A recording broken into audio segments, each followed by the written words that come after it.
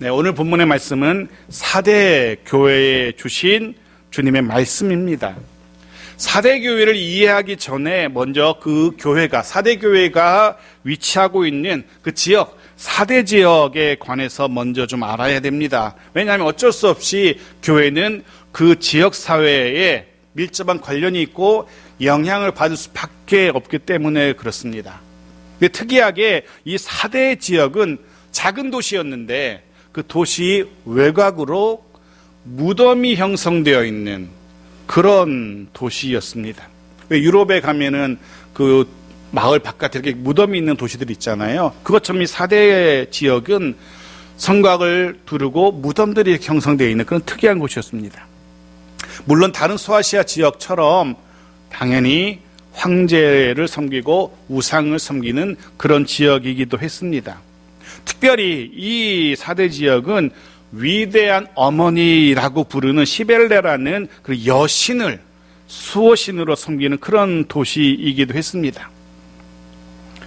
심지어 도시 규모는 다른 소아시아 도시보다 훨씬 작았는데도 불구하고 신전만큼은 당시에 가장 큰 규모를 자랑하던 아덴의 신전과 맞먹는 규모의 엄청난 신전을 가지고 있는 그런 도시이기도 했습니다. 결론적으로 말씀드리면 이 사대 지역의 사람들은 소아시아 어떤 지역의 사람들보다 더 열렬하게 우상을 섬기던 사람들, 섬기던 지역이라고 말할 수 있을 겁니다. 그런 지역, 그런 사대에 교회가 세워진 겁니다. 물론 언제, 어느 때 누구에 의해서 세워졌는지 모르지만 그거는 중요하지 않고요.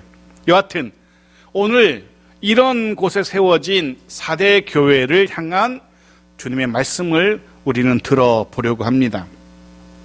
미리 말씀드리는데 특이한 건 이 사대 교회를 향해서는 주님의 칭찬의 말씀이 단 한마디도 없다는 겁니다. 오직 책망만, 나무라는 음성만 가득한 그런 교회였던 겁니다.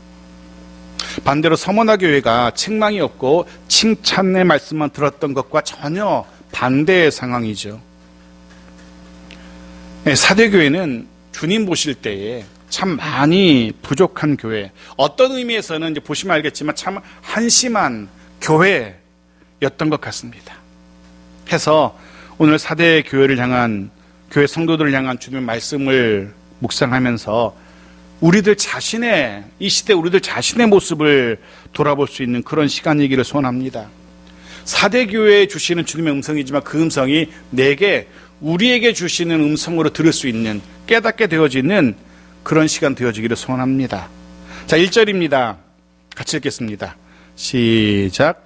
사대교회 사자에게 편지하라. 하나님의 7 영과 7 뼈를 가지신 이가 이르시되 내가 내 행위를 아노니 내가 살았다는 이름은 가졌으나 죽은 자로다. 먼저 다른 교회들처럼 역시 주님이 먼저 소개됩니다. 지금 말씀하시는 분이, 교회와 성도들에게 말씀하시는 분이 누구인지 소개됩니다. 이렇게 소개되죠. 하나님의 7 영과 7 뼈를 가지신 분이라고. 7 영, 7 뼈는 당시 소아시아의 7 교회를 상징한다 라고 할 수 있습니다. 에베소 교회에 주신 말씀 묵상할 때 우리가 이미 깨달았죠. 들었죠. 7 별, 7 촛대가 교회를 상징한다, 교회를 의미한다 말씀을 나눴습니다. 마찬가지입니다. 오늘 본문의 7 영과 7 별도 교회를 의미합니다. 그 교회를 가지신 분이라고 소개됩니다. 다시 한번 확인하게 되는 것은 모든 교회의 주인은 주님이라는 사실, 예수 그리스도라는 사실을 다시 한번 확인하게 됩니다. 그래서 잊지 마십시오. 규모에 상관없이, 사람의 많고 적음에 상관없이 이 땅에 존재하는 모든 교회는, 아니 과거에 존재했었던 그리고 이후로 존재할 모든 교회의 진짜 주인은 주님 예수 그리스도라는 사실, 한 분이라는 사실을 우리가 늘 기억해야 될 겁니다. 그렇게 교회의 주인이신 예수 그리스도께서 말씀을 이어가시는데 보시면 알겠지만 막바로 사대교회를 향해서 이렇게 단언하십니다. 살았다 하는 이름은 가졌으나 죽은 자로다. 입장을 바꿔서 한번 생각해 봤습니다. 굉장히 얼마나 황당한 이런 말씀이었을까. 누군가 여러분과 이렇게 인사를 나눴다 생각해 보십시오. 누군가 다가와서 저 누구입니다 라고 인사를 나누면 반갑게 악수를 했어요. 그런데 그가 대뜸 인사를 나누자마자 내가 보니까 당신은 거의 시체와 다름없네요, 이렇게 얘기한다면 얼마나 듣는 사람이 황당하겠습니까? 날 언제 봤다고. 인사 나누자마자 통성명 하자마자 당신 보니까 거의 시체나 다름없네 한다면 듣는 사람 입장에서는 얼마나 황당할지. 사대교회가 그런 입장일 겁니다. 겉으로 드러나는 모습은 멀쩡해 보이는데 실상은 죽은 교회라는 주님의 단언, 선포가 이어지고 있는 겁니다. 먼저는 그렇게 생각할 수 있죠. 살았다는 이름을 가졌다. 사람들 보기에는 아무 문제가 없는 교회라는 겁니다. 사람들 보기에는 살았다, 정상적인 교회처럼 보입니다. 그런데 실제로는 생명력이 없는 시체와도 같은 그런 교회라는 겁니다. 주님의 이런 선언도 갑작스럽고 굉장히 당황스러운데 더 흥미로운, 더 당황스러운 것은 왜 이 교회가 죽은 교회라고 말씀하시는지 그 이유가 기록되지 않는다는 겁니다. 왜 시체와 같은 생명력이 없는 교회라고 하시는지 그 이유를 말씀하지 않는다는 겁니다. 이전의 교회들을 우리가 살펴봤는데 주님의 책망을 들을 때는 합당한 이유들이 있었어요. 예를 들면 니골라당을 허락했다든가, 이세벨처럼 음행을 행하는 자를 용납했다든가, 이런, 아니면 사단의 회 때문이라든가 책망의 이유가 분명히 제시됐었거든요. 그런데 이 사대교회를 향해서는 실상은 죽은 교회라고, 시체와도 같다라고 말씀하시면서 이유를 말씀하지 않아요.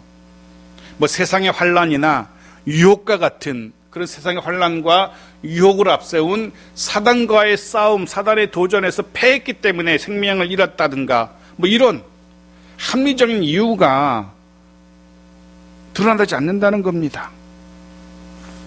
해서 그런 결론을 내리게 됩니다. 왜 주님이 이 교회를 향해서 밑도 끝도 없이 죽은 교회라고 했을까? 사대교회는 사단이 손댈 이유가 없는 그런 교회였을 수 있다는 그런 결론을 내리게 됩니다. 알아서 스스로 자기들끼리 저절로 말라서 죽어가고 있는 교회, 교회로서의 영적 생명력을 알아서 잃어가고 있기 때문에 굳이 사단이 신경 쓸 이유가 없는 그런 교회였던 겁니다. 굳이 사단이 수고스럽게 손을 댈 이유가 없을 정도의 그런 교회였던 겁니다. 사도 바울도 이런 유형의 신앙인을 지적한 적이 있습니다. 디모데후서 3장 5절 말씀인데 보십시오. 같이 읽죠. 시작. 경건의 모양은 있으나 경건의 능력은 부인하니 이 같은 자들에게서 내가 돌아서라. 경건의 능력은 있으나 그리스도인처럼 보이는 겁니다. 누군가는 스스로는 자신이 그리스도인이라고, 그 사람이 그리스도인이라고 생각한다는 겁니다. 그런데 실제로 아니라는 거죠. 사대교회가 그랬던 것 같아요. 살았다 하는 것처럼 보이지만 경건의 능력은 사실은 없는, 실제로는 생명력이 없는 교회. 생명력이 없으니까 굳이 사단이 신경 쓸 이유가 없는 거예요. 사단을 대적할 힘도 없고 의지도 없는 그런 교회였던 겁니다. 사단이 여러 가지, 우리 다른 교회 같으면 여러 가지 유혹이라든가 환란이라든가 이런 것들 동원해서 교회와 싸우는데, 이제 사단이 굳이 힘을 낭비할 필요도 없는, 스스로 서서히 죽어가는 그런 교회와 성도들. 너무나 안타깝게도 사대교회가, 성도들이 그런 교회, 그런 성도들이었던 겁니다. 사대교회를 묵상하면서 바라보면서 그런 생각을 해봅니다. 이 땅에 존재하는 교회들을 한번 이렇게 쭉 생각해 봤습니다. 어떤 교회들이 있을까? 제가 4가지 교회로 분류해 봤습니다. 하나는 사람들도 주님도 인정하지 않는 교회, 있을 수 있죠. 사람들도 저 교회는 없어졌으면 좋겠어 하는 교회가 있을 수 있어요. 주님도 주목하지 않는, 인정하지 않는 그런 교회 있을 수 있습니다. 두 번째로는 사람들은 인정하고 사람들은 주목하지만 주님은 관심이 없는 그런 교회도 있을 수 있을 겁니다. 사람들 주변의 이웃들을 교회들한테 열렬히 환영받지만 실제로 주님은 인정하지 않는 그런 교회. 반대로 세 번째, 사람들은 주목하지 않지만 주님은 주목하시고 인정하시는 교회가 있을 수 있습니다.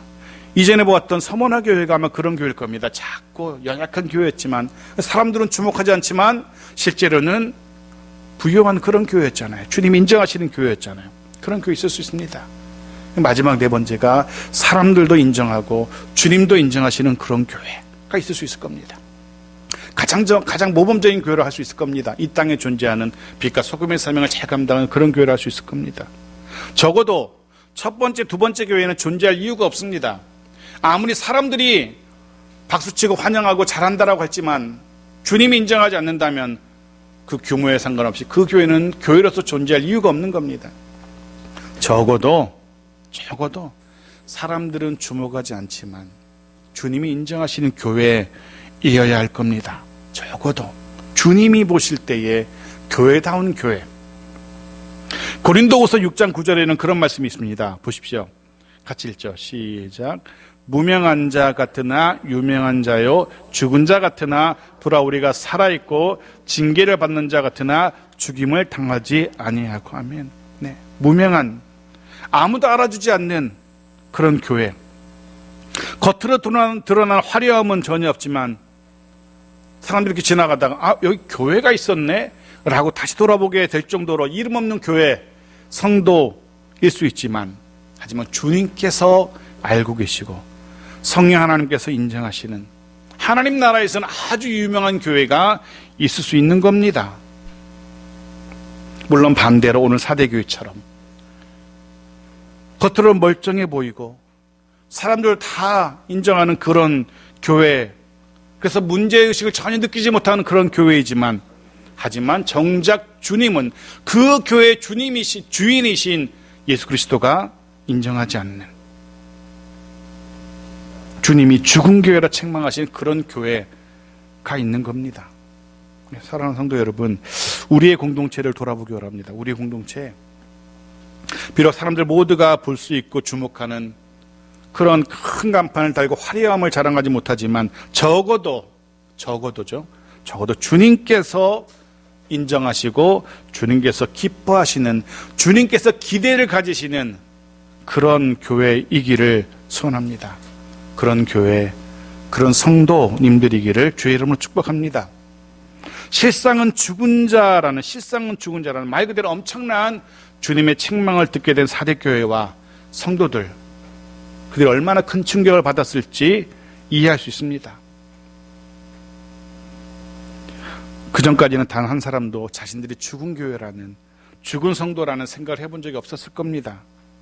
게다가 이정은 서두에 말씀드린 것처럼 외곽의 무덤이 질비한, 늘 죽음을 가까이 두고 살며 죽음의 의미를 알고 있던 그들이었기 때문에 죽은 자라는 주님의 이 선포가 굉장히 큰 충격으로 다가왔을 겁니다. 그런데 다행스럽게도 너무나 단호한 주님의 선언이었지만 아직도 교회에는, 이 사대교회는 소망이 있습니다.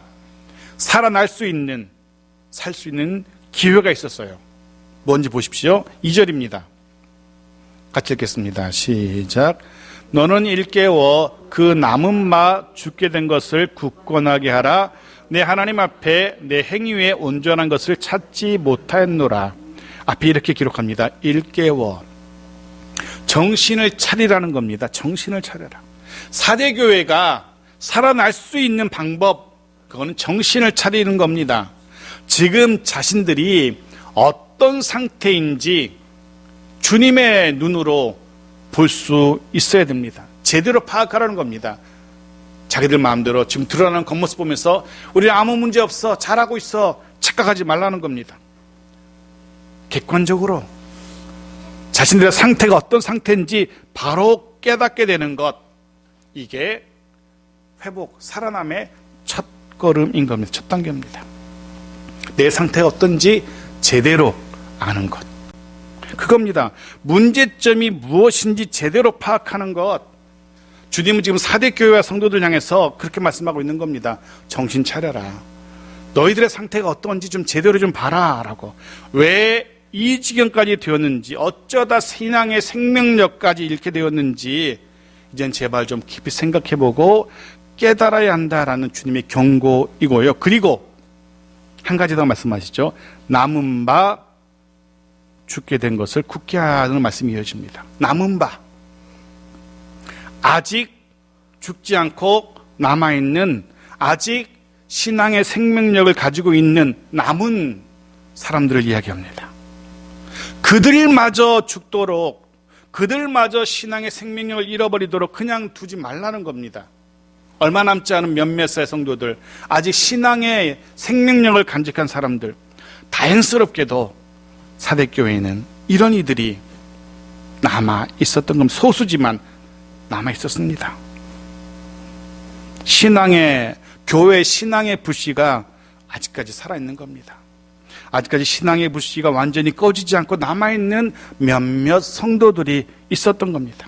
그들이 그 불씨를 다시 키울 수만 있다면, 그럼 주변에 식어진 불씨가 죽은 이들도 다시 불씨를 살리고 키울 수 있게 될 겁니다.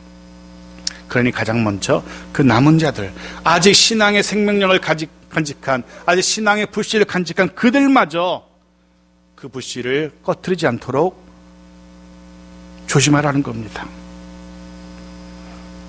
그런 생각을, 말씀을 묵상하면서 그런 생각도 합니다. 어디나 언제나 남은 자들이 존재한다는 사실을 다시 한번 깨닫게 되어집니다. 네. 수많은 사람들이 믿음을 배반하고 돌아서던 그런 시대에도 변함없이 믿음을 지키던 이들이 있었습니다. 많은 사람들이 신앙의 열심을 잃어가던 때에도 변함없이 신앙의 열심을 간직하던 이들이 있었습니다. 그들이 있었기 때문에 교회 생명력이 이렇게 오늘날까지 이어질 수 있었던 겁니다. 그런 이들이 있었기 때문에 지금 우리가 이렇게 예배할 수 있는 겁니다. 사랑하는 성도 여러분, 바라기는 저와 여러분이 이런 남은 자, 신앙의 불씨를 간직한 이들이기를 소원합니다.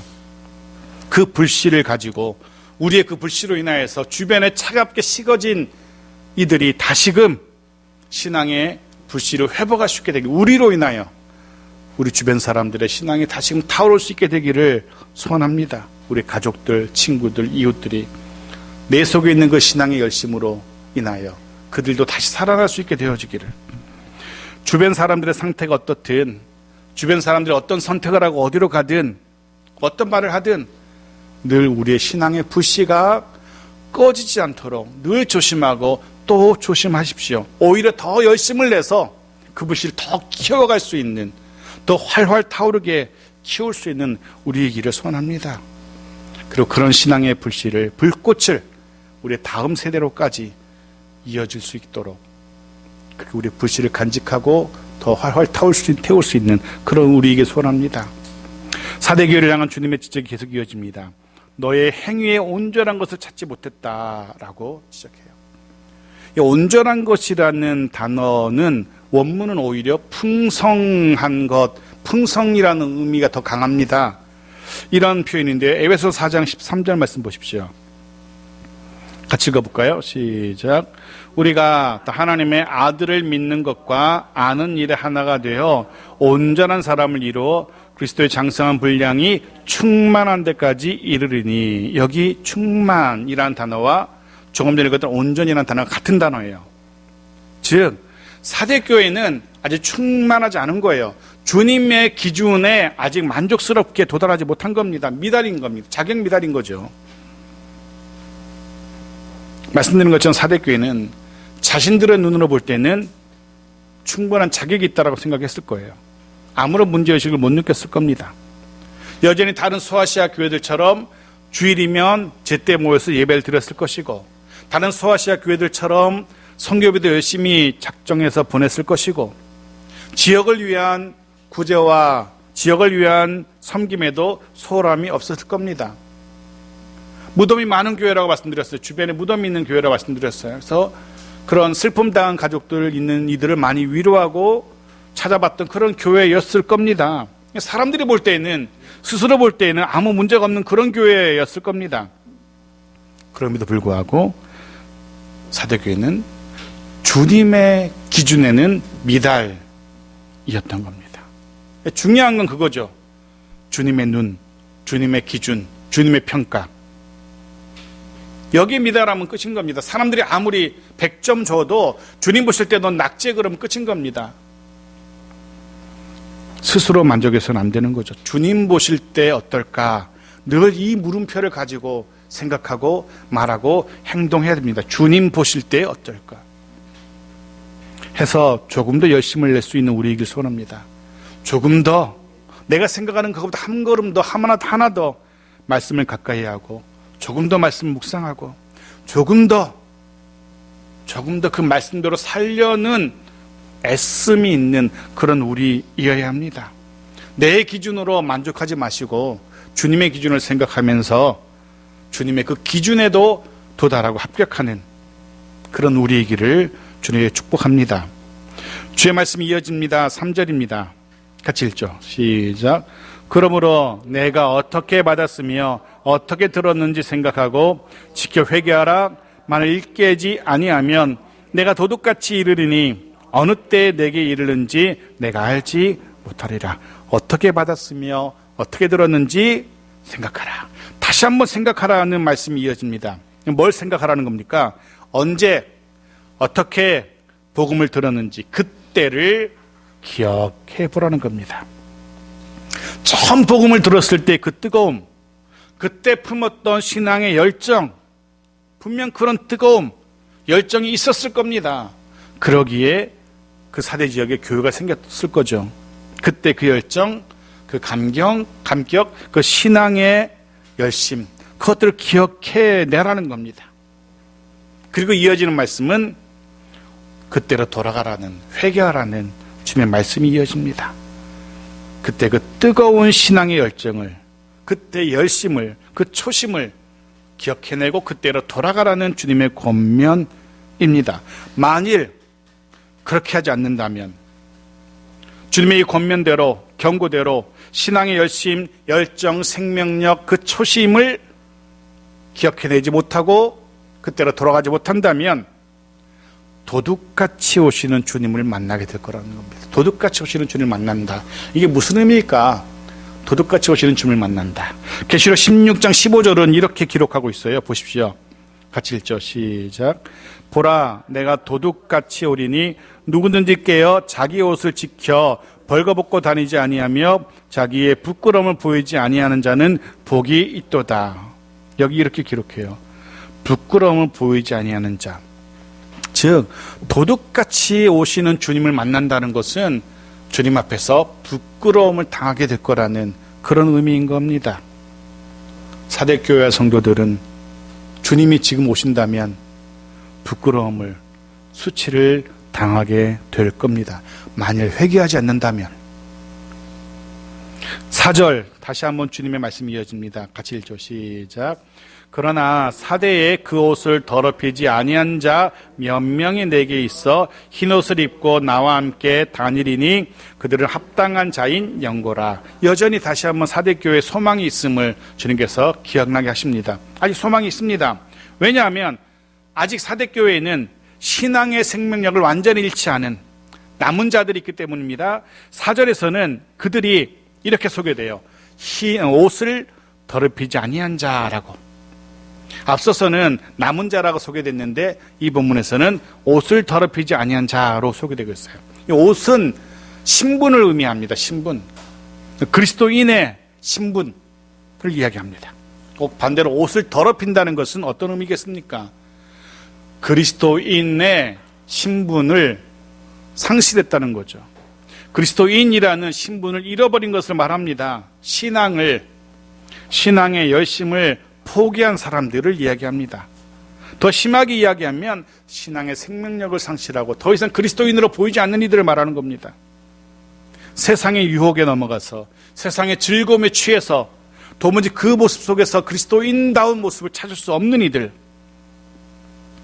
그들이 옷을 더럽힌 자들입니다. 다행스럽게도 사대교회는 비록 몇 명이지만, 아주 적은 무리지만 아직까지 신앙을 포기하지 않은 이들, 아직 그리스도인 다움을 잃지 않은 이들이 있었던 겁니다. 그들은 여전히 그리스도인이라는 고귀한 신분을 간직하고 있었고, 다행히 생명력을 유지하고 있었고, 세상의 유혹에 넘어가지 않은 겁니다. 사랑하는 성도 여러분, 어떤 이유로라도, 여러 가지 이유가 있을 수 있겠지만 어떤 이유로라도, 어떤 시련과 유혹에도 신앙의 생명력을 잃어서는 안 됩니다. 어떤 이유이더라도, 어떤 어려움이나 힘듦이 있다 할지라도 그리스도인다운 삶을 포기해서는 안 되는 겁니다. 그렇게 옷을 더럽히지 아니한 자들, 그들에게 축복의 말씀, 약속의 말씀이 이어집니다. 그들은 흰 옷을 입고 주님과 다니게 될 겁니다. 흰 옷, 우리가 생각하는 하얀 옷을 말하는 게 아닙니다. 계시록이 이야기하는 흰 옷은 이 땅에서는 발견할 수 없는, 입을 수 없는, 하나님 나라에서만 입을 수 있는, 즉 하나님 나라에만 존재하는 옷을 이야기합니다. 완벽한 순결함, 완벽한 성결함을 상징합니다. 하나님 나라에서 주님과 함께 거닐 것이라는 그런 축복의 말씀인 거죠. 비록 적은 수의 남은 자들이지만 그들은 흰 옷을 입고 주님과 거니게 될 겁니다. 물론 그들만, 몇 명만 거니는 것은 아닙니다. 5절에는 더 추가되는 자들이 있어요. 보십시오. 같이 읽죠. 시작. 이기는 자는 이와 같이 흰 옷을 입을 것이요, 내가 그 이름을 생명책에서 결코 지우지 아니하고 그 이름을 내 아버지 앞과 그의 천사들 앞에서 시인하리라. 네, 다행히 이기는 자, 이긴 자, 이들은 아까 조금 전에 주님이 경고하셨던 일깨워라, 생각해라 라는 권면을 받아들이고 초심을 기억해내고 초심으로 돌아가려고 하는 자들, 그들을 말합니다. 정신을 차리고 다시금 신앙의 불씨를 되살린 이들을 말합니다. 해서 주님과 함께 거닐 이들은 남은 자들, 즉 옷을 더럽히지 않은 자들, 그리고 일깨운 자들, 다시 신앙의 불씨를 되살린 자들, 그들 모두가 흰 옷을 입고 주님과 함께 다니게 될 겁니다. 이런 약속이 주님에게서 주어졌기 때문에 아직 사대교회는 소망이 있는 겁니다. 그리고 그들에게 주님께서 한 가지를 더 약속하십니다. 생명책에 이름이 남을 것이라는. 주님께서 그 이름을 아버지 앞과 천사들 앞에서 시인한답니다. 생명책. 가장 먼저 시편 69편에 이 생명책이라는 단어가 등장해요. 시편 69편 28절 말씀 보십시오. 같이 읽죠. 시작.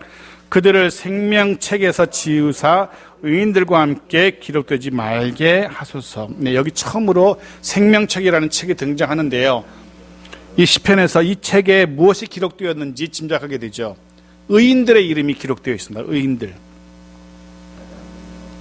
그리고 계시록에 21장 27절에서는 이 책이 다시 한번 등장하는데요. 보십시오. 같이 읽겠습니다. 시작.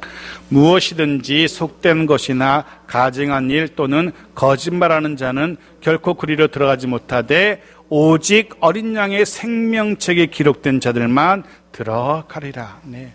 여기 기록된 의인들, 남은 자들, 흰옷을 더럽히지 않은 자들, 그리고 일깨워서 초심을 회복한 자들, 그들은 생명책에 그 이름이 기록되고 그들만 장차 새 예루살렘 성, 하나님 나라 천국에 들어가게 될 겁니다. 그때 거기서 주님께서 하나님 아버지 앞과 수많은 천군 천사들 앞에서 이 책에 기록된 사람들의 이름을 호명하고 시인하신답니다. 상상해 보십시오. 이들의 이름이, 우리의 이름이 장차 하나님 나라에서 울려 퍼질 겁니다.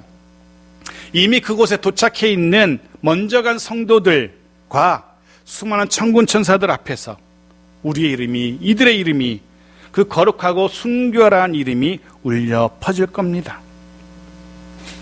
사랑하는 성도 여러분, 저와 여러분이 언젠가는 이 땅에서의 소풍 같은 순례의 삶을 마치고 하나님 나라에 들어가게 될 겁니다. 그날 우리의 이름이, 저와 여러분의 이름이 하나님 나라에 크게, 하나님 나라 전체 모두가 듣도록 크게 울려 퍼질 겁니다.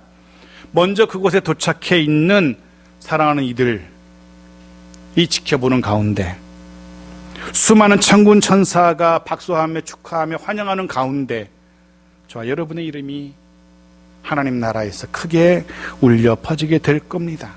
주님이 약속하시고 계신 겁니다. 그날의 그 말로 형용할 수 없는 그 영광을 바라보면서 오늘 우리는 정신을 차려야 되는 겁니다. 그날의 영광을 기대하면서 다시금 처음에 신앙의 그 불씨를 키워가는 우리여야 합니다. 그날의 그 영광을 기대하면서 또 한 주간, 우리에게 주어진 이 땅에서 삶의 그 또 한 주간 조금 더 신앙의 열심을 내는, 더 주의 말씀을 가까이 하고 더 그 말씀을 묵상하고 더 그 말씀대로 살려는 애씀이 있는 그런 우리 모두의 한 주간이기를 주의 이름으로 축복합니다. 아멘.